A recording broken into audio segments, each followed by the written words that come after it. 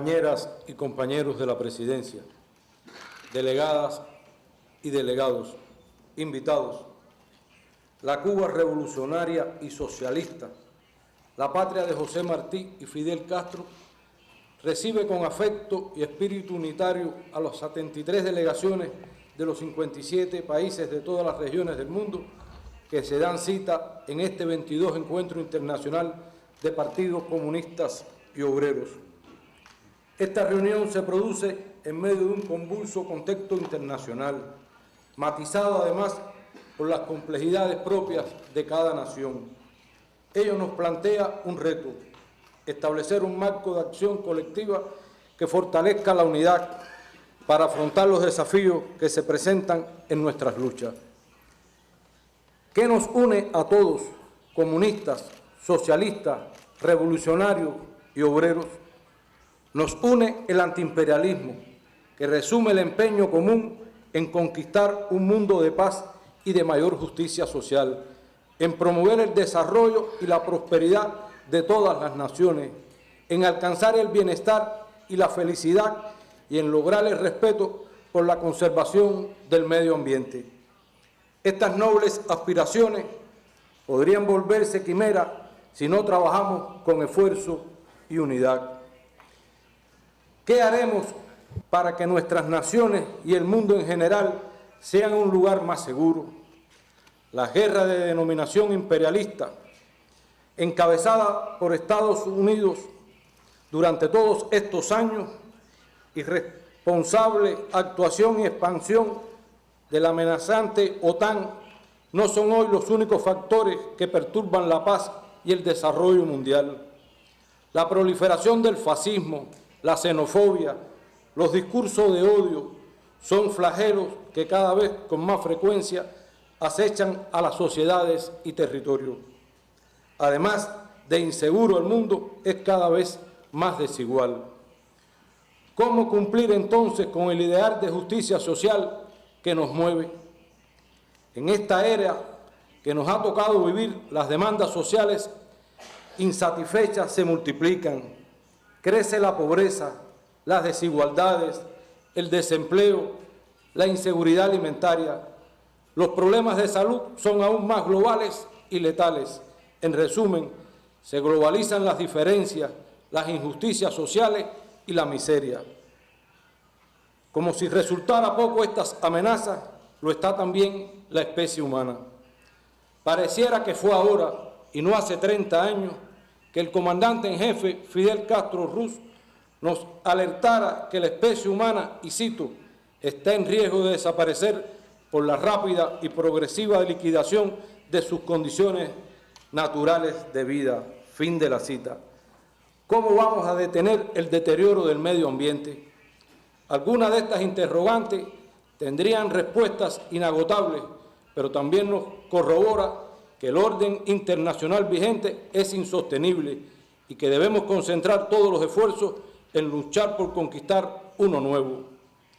Este encuentro es un marco propicio para trazar las estrategias y acciones que nos lleven a ese camino, aun cuando sabemos que no será fácil.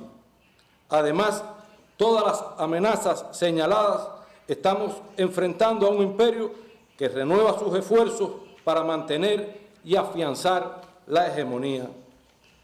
La guerra que nos plantea no solo está en los campos de batalla, hay otra guerra que no es tan dura, compleja y peligrosa como la convencional, porque se está desarrollando a nivel de las ideas, de la conciencia de los pueblos. Los misiles de esa guerra destruyen las culturas, borran identidades, menosprecian los valores humanos y establecen modelos ideológicos a nivel social que potencian el individualismo, el egoísmo, la exclusión y la violencia.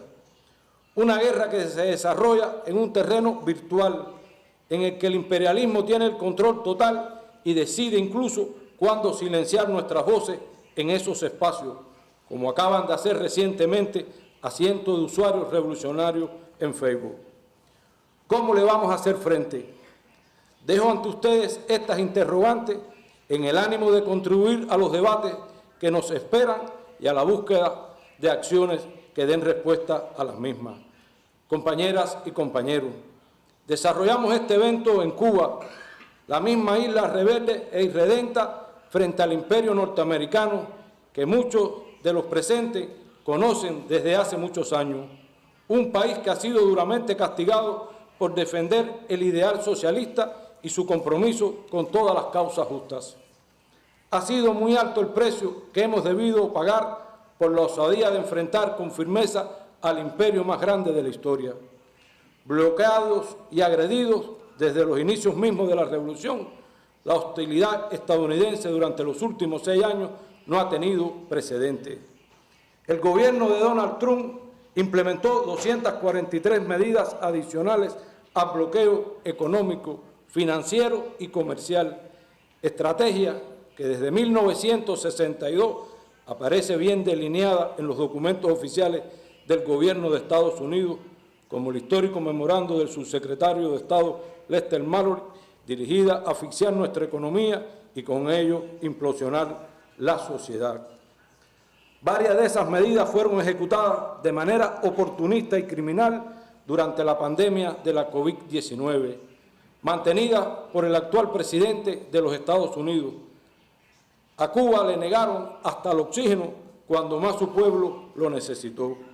Aún así, expresión de fortaleza de la revolución, logramos controlar la propagación del coronavirus gracias a las vacunas nacionales y a los protocolos elaborados por científicos y médicos cubanos.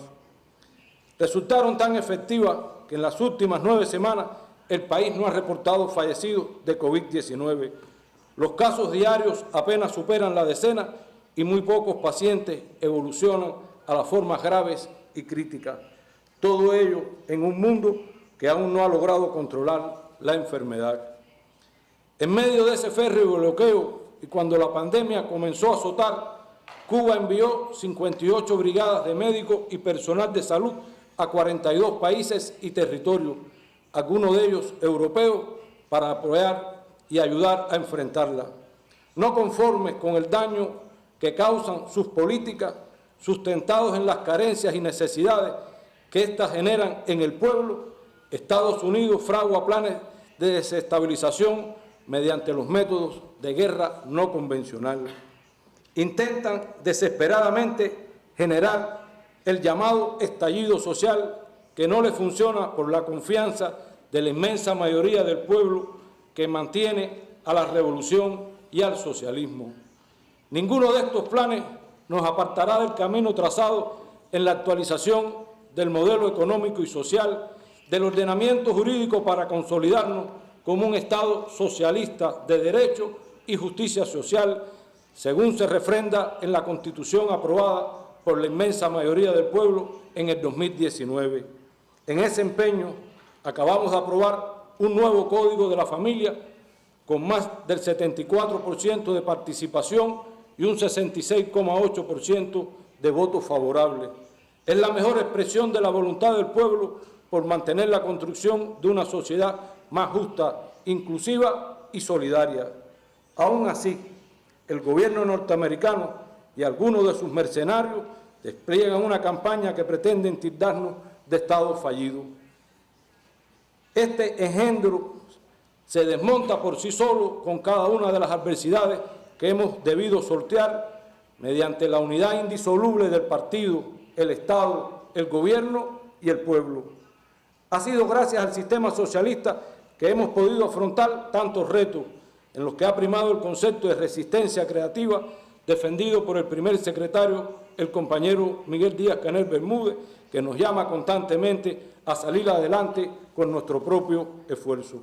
Compañeras y compañeros, el Partido Comunista de Cuba es fiel defensor y seguidor del ideario martiano, de las ideas marxistas, leninistas y de su especial imbricación en el pensamiento de Fidel.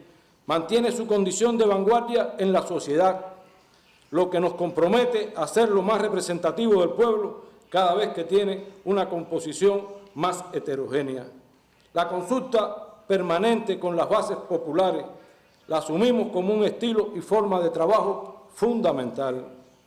El 8º Congreso del Partido, celebrado en abril del 2021, además de concluir el tránsito ordenado de las principales responsabilidades de la generación histórica a las nuevas generaciones, aprobó las ideas, conceptos y directrices que guían a los comunistas y revolucionarios cubanos en este periodo.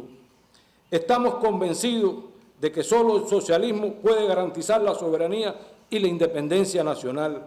En esa dirección trabajamos intensamente en la recuperación de la economía, el fortalecimiento de la ideología, la preservación de la paz y la unidad nacional. La defensa del país es, asimismo, una tarea de primer orden. Desde el primer Congreso del Partido Comunista de Cuba, Fidel planteó, y cito, mientras exista el imperialismo, el partido, el Estado, el pueblo les prestará los servicios de la defensa la máxima atención. La Guardia Revolucionaria no se descuidará jamás. La historia enseña con demasiada elocuencia que los que olvidan este principio no sobreviven al error.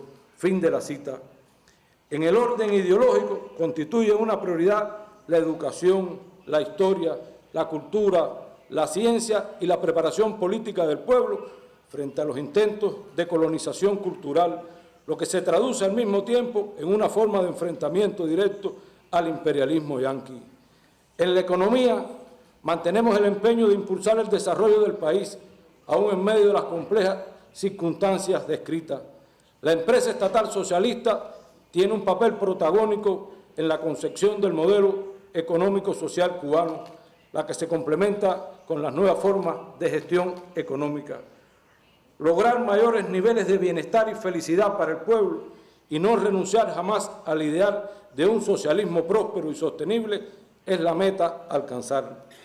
Finalmente, insistir en la unidad, principio, fortaleza y tarea permanente del partido, pues sin ella la revolución cubana no habría podido sobrevivir a todos estos años de duras agresiones. Queridas delegadas y delegados, aprovechamos esta ocasión para agradecer la solidaridad hacia Cuba de los partidos y pueblos aquí representados, sobre todo en la lucha contra el genocida bloqueo estadounidense que tanto daño nos hace.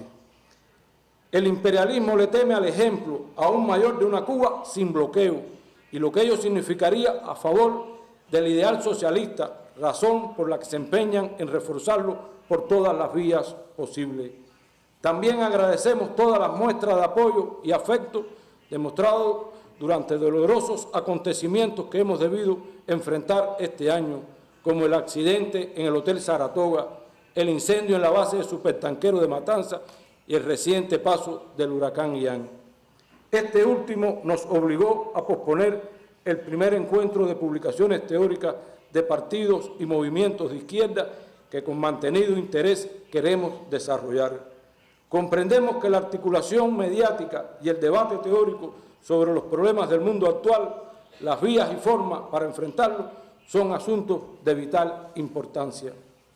Amigos y amigas, seguro habrán podido notar que una palabra ha sido recurrente a lo largo de esta intervención: la unidad. Para que esa unidad sea verdadera y sólida, resistente ante los intentos imperialistas de dividirnos, debemos consolidarla sobre la base del respeto a los marcos históricos y a las particularidades de cada país y proceso político. Consolidar la unidad del movimiento comunista y obrero internacional es una meta insoslayable de este encuentro, aún más cuando el imperialismo, en el revivir del macartismo, se lanza con saña contra todo lo que se defina como comunista, socialista o simplemente progresista. A la unidad dentro de la diversidad convocó el líder de la Revolución cubana, general de ejército Raúl Castro Ruz, hace algunos años a todas las naciones de América Latina.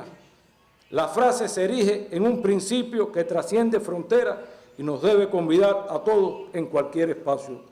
Nos corresponde trabajar por la unidad de los obreros, campesinos, estudiantes, mujeres, jóvenes, indígenas y afrodescendientes para luchar y construir un mundo mejor que es posible y necesario. Bajo esa premisa y aspiraciones a que este evento sea eficaz en sus debates y proyecciones, sobre todo que contribuya a las luchas de nuestros partidos y pueblos. Les reiteramos la bienvenida a todos con la convicción que durante años hemos defendido. Socialismo o muerte, patria o muerte, venceremos. Muchas gracias.